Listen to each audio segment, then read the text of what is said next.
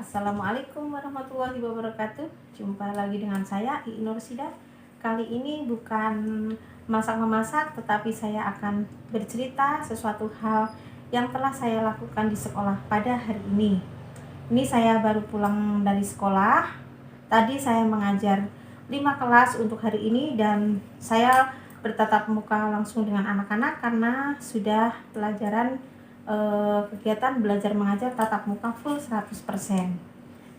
Nah, tadi di setiap kelas yang saya masuki, saya menyampaikan kepada mereka bahwa mereka itu adalah anak-anak yang normal, anak-anak yang diciptakan Allah, diciptakan Tuhan, yang tidak ada kekurangan. Dia bisa normal fisiknya, kemudian dia juga otaknya normal, jadi tidak ada yang namanya anak bodoh. Saya di kelas selalu bilang kepada mereka, tidak ada kalian yang bodoh. Kalian bisa di sekolah umum, kemudian kalian mempunyai otak yang bisa berpikir normal, sehat jasmani dan rohani, ya. Kalian bisa mendengar, berjalan, fisik tidak ada kekurangan. Pada hari ini, jadi saya banyak menagih tugas anak-anak yang belum dikerjakan, padahal sudah belajar di semester ini yaitu Januari, Februari, Maret, dan sekarang sudah bulan April, tetapi ada anak yang satu pun itu tidak mengerjakan tugasnya, padahal dia itu anak yang normal, baik-baik saja, karena memang berada di sekolahan umum. Dan saya sampaikan kepada mereka, kalian bukan bodoh. Yang kemarin rapotnya merah semua itu bukan bodoh, tetapi karena malas. Tahu nggak kalian, saya bilang kepada mereka, kalau kalian sebenarnya pintar, otaknya pintar, cerdas, tetapi kalau malas, sama saja kalah dengan orang-orang yang biasa-biasa saja IQ-nya, tetapi dia itu mempunyai semangat yang tinggi, mempunyai EQ atau emotional quotient yang bagus. Jadi ibu harap tidak ada yang malas. Jadi saya bilang kepada mereka untuk mensupport mereka, ya. Jadi saya tidak pernah mengatakan mereka bodoh.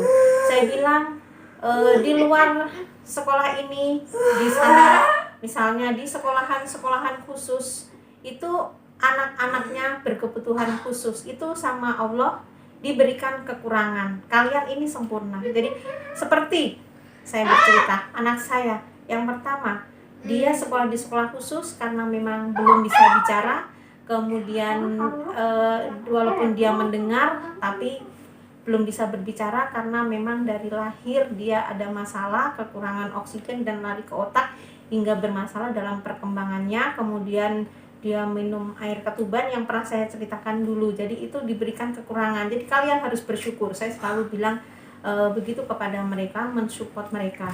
Kemudian anak saya yang kedua, saya ceritakan lagi bahwa dia pintar, bahkan di kelas 1, kelas 2 MI itu ranking 1, tetapi fisiknya dia belum kuat, belum bisa berjalan. Itu kan diberi keterbatasan sama Allah, itu takdir Allah.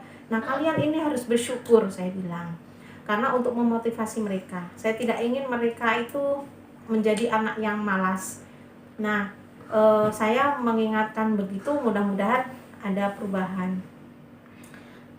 Ada juga yang menanggapi dengan baik anak-anak tersebut. Mungkin dia bisa berpikir, oh iya, saya diciptakan sama Allah sempurna, kenapa saya sia-siakan. Jadi saya juga selalu mengingatkan kepada mereka agar tidak bermain HP secara berlebihan, karena memang mau nggak mau di zaman sekarang itu anak-anak sekolah pasti biasanya dipegangin oleh orang tuanya, yaitu HP untuk belajar online. Karena masa pandemi 2 tahun yang sudah berlalu ini, mereka harus menggunakan HP untuk mengirim tugas melalui aplikasi-aplikasi tertentu yang harus mereka punya HP gitu. Tapi saya bilang kepada mereka, gunakan HP untuk kegiatan positif. Di HP kalian punya media sosial ada Facebook, mungkin YouTube, kemudian TikTok, Instagram, Twitter, dan lain sebagainya. Di sana banyak kegiatan-kegiatan positif, misalnya adanya lomba-lomba sesuai dengan bakat kalian masing-masing. Contoh misalnya ada lomba fotografi, kalian yang suka foto-memfoto bisa ikut lomba tersebut. Yang suka menulis bisa ikut lomba menulis cerpen. yang suka masak-memasak, mungkin ada lomba memasak dan lain sebagainya. Jadi saya selalu bilang kepada mereka yang sekolah di sekolah umum dan memang tidak mempunyai masalah dalam otak dan fisiknya, saya selalu memberi semangat kepada mereka. Mereka tidak ada yang bodoh, tetapi kadang nilai mereka kurang itu karena mereka sendiri malas, sehingga bagaimana guru mau memberikan nilai sedangkan dia malas, tidak pernah mengerjakan tugas. Saya sampai pernah tanya kepada mereka, kamu Januari, Februari, Maret, April ini hanya ngapain aja gitu. Jadi nggak ada tugas yang dikerjakan.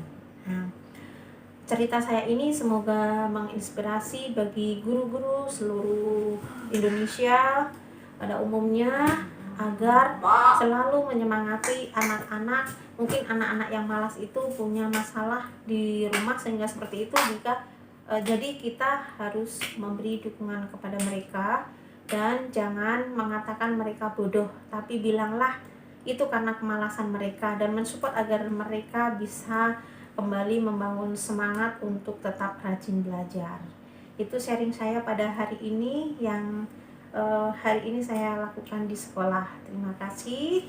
Semoga bermanfaat bagi semuanya. Wassalamualaikum warahmatullahi wabarakatuh.